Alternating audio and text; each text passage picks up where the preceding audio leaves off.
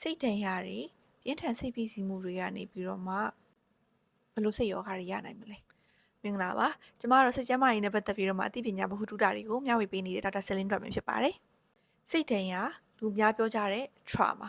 အဲ့တော့ကျမတို့စိတ်တန်ရာလို့ပြောမယ်ဆိုလို့ရှိရင်ဘယ်လိုအခြေအနေတွေကကျမတို့စိတ်တန်ရာရစေတယ်လဲပေါ့လူတဦးတယောက်အတွက်ကိုဖြစ်ရဆိုးတွေနဲ့တွေ့ကြုံရတဲ့အခါဖြစ်ရဆိုးတစ်ခုတော့၎င်းပေါ့နော်တစ်ခုမကဖြစ်နိုင်တယ်သူကိုယ်တိုင်တွေ့ကြုံရတာလည်းဖြစ်နိုင်တယ်လို့သူကိုယ်တိုင်မတွေ့ကြုံရပါပဲသူဒီရဲ့ဖြစ်ရဆိုးတွေကိုမြင်နေရတယ်ကြားနေရတယ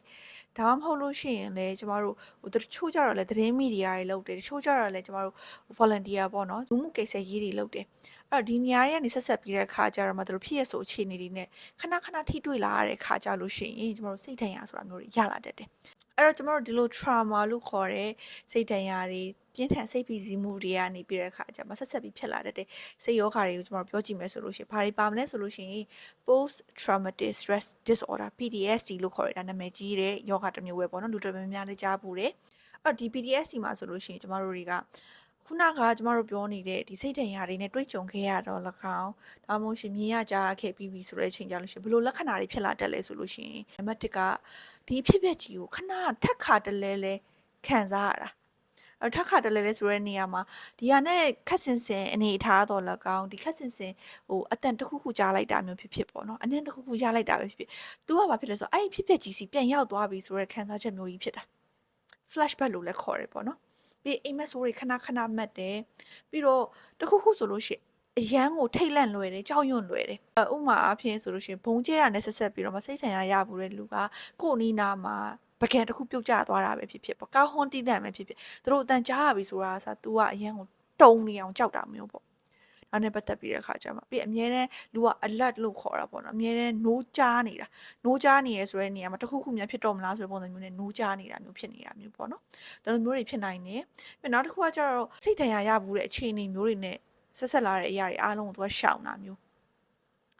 းလူကြားထဲမသွားတော့တာမျိုးဖြစ်ပေါ့ကားမောက်ဖူးတဲ့လူတွေဆိုလို့ရှိရင်ကြားကားနဲ့ပတ်သက်တဲ့အရာကားနဲ့ခက်စစ်စင်လို့မျိုးအရာဘာမှမစီးတော့တာမျိုးပေါ့ကားတွေစိုက်ကယ်တွေဘာမှမစီးတော့တာမျိုးဒီလိုပုံစံမျိုးပေါ့နော်အဲ့တော့ဒီလိုအခြေအနေတွေကိုကျမတို့ရှောင်ရှားလာတာတွေများလာတယ်ပြီးနောက်တစ်ခုကကျတော့ဒီမကောင်းတဲ့အတွေးတွေဝင်လာတာမကောင်းတဲ့အတွေးဆိုတာနှစ်မျိုးပေါ့နော်ကိုပုံချတဲ့အတွေးလည်းဖြစ်တယ်လို့ပတ်ဝန်းကျင်အားလုံးကိုလည်းသူမကောင်းမှုပဲမြင်လာတော့တယ်ဆိုတဲ့အတွေးမျိုးပေါ့ဒီလိုအတွေးတွေဝင်လာတယ်ဒီအတွေးတွေကျမတို့ဒီလက္ခဏာတွေအပြင်အောင်ပါမှာကျမတို့တွေကစိုးရိမ်စိတ်လွန်ကဲရင်ဖြစ်တတ်တဲ့လက္ခဏာတွေပေါ့နော်ခန္ဓာကိုယ်ပိုင်းဆိုင်ရာလက္ခဏာတွေဆိုရင်ချွေးစည်းတွေထွက်လာတယ်လက်ပြမှာတဆိုးရေဖြစ်လာတယ်ဘိုက်ခဏအောင့်လာသလိုမျိုးခေါင်းတွေကိုက်လာသလိုမျိုးပေါ့နော်ဒီလိုမျိုးတွေဖြစ်တယ်ပြီးနှလုံးခုန်နှုန်းတွေမြန်တယ်အသက်ရှူတာတွေမြန်လာတာမျိုးတွေဖြစ်နိုင်တယ်ပြီးတော့နောက်တစ်ခုကကျတော့ဒီစိတ်ပိုင်းဆိုင်ရာမှာဆိုလို့ရှိရင်အာယုံစူးစိုက်လို့မရဘူးခဏမေ့လွယ်တာမျိုးတွေပြီးလို့ရှိရင်လည်းတခုခုဆိုလို့ရှိရင်စိတ်ကမကြည်ဘူးပေါ့နော်ဒေါသထွက်လဲတယ်ပြီးတော့အတွေးတွေအရမ်းများနေတာပေါ့နော်ဒီလိုပုံစံမျိုးတွေလည်းဖြစ်နေတတ်တယ်ပေါ့ဒါကတော့ကျမတို့တွေကဒီ PTSD မှာဆိုလို့ရှိရင်တွေ့ရတဲ့လက္ခဏာတွေပေါ့ဒီလက္ခဏာတွေကြောင့်မို့လို့လေ PTSD ဝေဒနာခံစားနေရတဲ့လူတွေကသူ့ရဲ့နေ့စဉ်လုပ်ရမယ့်လုပ်ငန်းဆောင်တာတွေမှာပါထိခိုက်တာတွေတွေ့ရတယ်ပေါ့နော်ဥပမာအဖြစ်လူမှုပေါင်းသင်းဆက်ဆံရေးတွေမှာသူတို့မသွားတော့ဘူးပေါင်းသင်းဆက်ဆံရေးတွေမလုပ်တော့ဘူးတယောက်တည်းနေတာမျိုးတွေတို့ပြီးသူ့ရဲ့အလုပ်ကိုင်မှာဆိုလို့ရှိရင်ခုနအာယုံဆိုင်မရတဲ့အတွက်ကြောင့်မလို့အလုပ်ကိုင်မှာလည်းတေချာအလုံးမလုံးနိုင်တော့တာမျိုးတွေတို့ဒါမျိုးတွေပါဖြစ်လာနိုင်တယ်ပေါ့အဲ့တော့ကျမတို့တွေကဒီလက္ခဏာတွေဖြစ်ပြီးဆိုတာနဲ့ PTSD လို့ကျမတို့ခေါ်တော့မှာလားဆိုတော့လေအဲ့လိုမျိုးမဟုတ်သေးပြန်အချိန်တစ်ခုကျမတို့ကြည့်တယ်ပေါ့နော်ဒီလူဒီခုနပြောသွားတဲ့လက္ခဏာတွေအားလုံးခံစားနေရတယ်ဒီလက္ခဏာခံစားနေရတာကလည်းကျမတို့တွေကတစ်လကြော်လာပြီဆိုလို့ရှိရင်တော့ PTSD ဆိုပြီးတော့မှစဉ်းစားတဲ့အချိန်တစ်ခုတော့ရောက်လာပြီပေါ့အဲ့တော့ဒါကတော့ကျမတို့ PTSD မှာတွေ့ရတဲ့လက္ခဏာတွေပေါ့နော်နောက်ထပ်ကျမတို့စိတ်ဒဏ်ရာတွေပြင်းထန်စိတ်ဖိစီးမှုကြောင့်မို့လို့ဖြစ်တတ်တဲ့ယောဂတစ်မျိုးပြောပါဆိုလို့ရှိရင်တော့ acute stress disorder လို့ခေါ်တယ်အဲ့တော့ဒီ acute stress disorder ကကြတော့ဘာနဲ့တူပဲလဲဆိုတော့ PTSD နဲ့တူပဲဖြစ်တဲ့လက္ခဏာတွေအကုန်လုံးကလည်းတူပဲခံစားရတာတွေအကုန်လုံးကလည်းတူပဲပြင်းထန်မှုနှုန်းတွေကလည်းတူပဲဒါပေမဲ့အချိန်ကာလလေးပဲကွာသွားတယ် PTSD ကကြတော့ကျမတို့တစ်လအထက်ခံစားနေရတယ်မှာပဲကျမတို့ဒါကို PTSD လို့သတ်မှတ်တာပေါ့နော်ကျမတို့ဒီ ASD လို့ခေါ်တဲ့ acute stress disorder ကကြတော့တစ်လမကျော်ဘူးသူကကြတော့အဲ့တော့ဒီလူခံစားနေရတယ်ဒီခံစားနေရတဲ့ဝေဒနာတွေကတစ်ပတ်လောက်ရှိပြီဆိုတော့ကျမတို့ဒီလူနာကိုကျမတို့က ASD လို့သတ်မှတ်တယ်ပေါ့နော် acute stress disorder လို့ကျမတို့သတ်မှတ်တယ်ပေါ့ အဲ့တော့ဖြစ်ရဆိုးရည်နဲ့ကြုံပြီးတဲ့လူတိုင်းသူတို့ပြင်းထန်စိတ်ပီစီမှုတွေနဲ့ကြုံတဲ့လူတိုင်းကတော့ကုသမှုခံယူဖို့လိုအပ်လားပေါ့ဒီဖြိုဖြေရမယ်ဆိုလို့ရှိရင်တော့လူတိုင်းကမလိုအပ်ဘူးဘာဖြစ်လို့လဲဆိုတော့လူတိုင်းမှာ resilient တယောက်နဲ့တယောက်နဲ့မတူဘူးပေါ့နော် resilient ဆိုတာကကျမတို့အခက်အခဲတွေကိုကြော်ဖြတ်နိုင်တဲ့စွမ်းအားကိုခေါ်တာပေါ့နော်အဲ့တော့တယောက်နဲ့တယောက်ပေါ်မှာ resilient နဲ့မတူတဲ့အတွက်ကြောင့်မို့လို့တချို့လူတွေပါကကြတော့ခုနလိုမျိုးဒီ trauma symptom တွေပေါ့ post traumatic stress disorder လိုမျိုး PTSD လက္ခဏာတွေပြတယ်ဆိုပေမဲ့တချို့လူတွေမှာကြတော့လေဟိုတရက်နေ့လောက်ကတော့သူတို့လည်းလန့်တာတွေခံစားရတာမျိုးတွေရှိကောင်းရှိနိုင်တယ်ဒါပေမဲ့တက်တာသွားတာမျိုးတွေတွေ့ရတတ်တယ်ပေါ့ဟုတ်ပြီဒီလက္ခဏာကြီးကခုနပြောသလိုမျိုးပဲတောက်လျှောက်ရှိနေတယ်မတက်တာဘူးဆိုလို့ရှိရင်တော့ကျွန်တော်ဘယ်လိုမျိုးကုသလို့ရမလဲပေါ့အဲ့တော့ PTSD နဲ့ acute stress disorder မှာဆိုလို့ရှိရင်တော့အဓိကအဖြစ်တော့ကုသရတဲ့နည်းလမ်းကစိတ်ကုထုံပဲဖြစ်ပါတယ်စိတ်ကုထုံကဒါအရေးကြီးဆုံးထဲမှာပါတယ်ပေါ့နော်ကျမတို့ဆေးပေးကုသတာကလည်းလိုအပ်တဲ့ချိန်မှာတော့ကျမတို့ဆေးပေးကုသတာမျိုးလုပ်ရပါမယ် main treatment ကတော့စိတ်ကုထုံပေါ့ therapy ပေါ့အဲ့တော့စိတ်ကုထုံးထဲမှာအမျိုးမျိုးသောစိတ်ကုထုံးတွေရှိတယ်အဲ့တော့ trauma focused therapy လို့ခေါ်တယ်ဒီစိတ်ထင်ရာကိုပဲဥတီထားပြီးတော့မှဟိုလောက်ထားတဲ့ကုထုံးလိုမျိုး EMDR လို့ခေါ်တဲ့ကုထုံးတွေပေါ့နော်ဒီလိုမျိုးကုထုံးတွေအမျိုးမျိုးရှိတယ်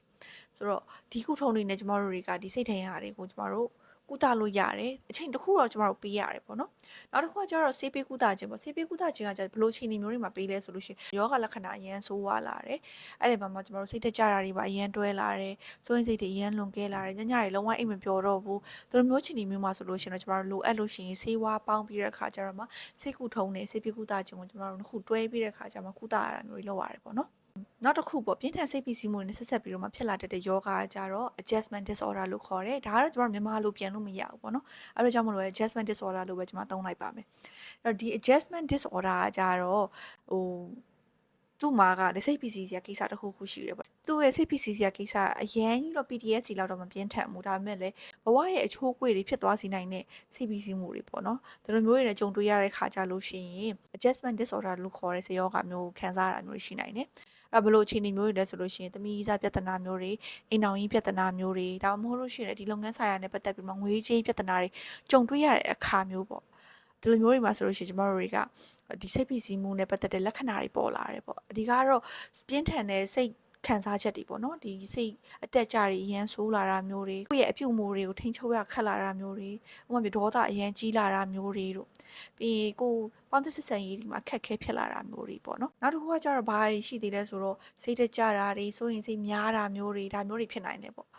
ဒါပေမဲ့ကျမတို့ဒီရဲ့ adjustment disorder နဲ့စိတ်တကြတာတွေဒီ anxiety စိုးရင်စိတ်လွန်ကဲတဲ့ယောဂါတွေနဲ့ဘယ်လိုခွဲလဲဆိုတဲ့အခါကျတော့ဒီ adjustment disorder တွေဒီသူ့ကိုဖြစ်စေရတဲ့စိတ်ဖိစီးမှုတွေအဆင်ပြေသွားရင်ပျောက်ကွယ်သွားရင်ဒီယောဂလက္ခဏာတွေကလည်းသူ့လိုလိုတက်တာသွားတာမျိုးတွေရှိတယ်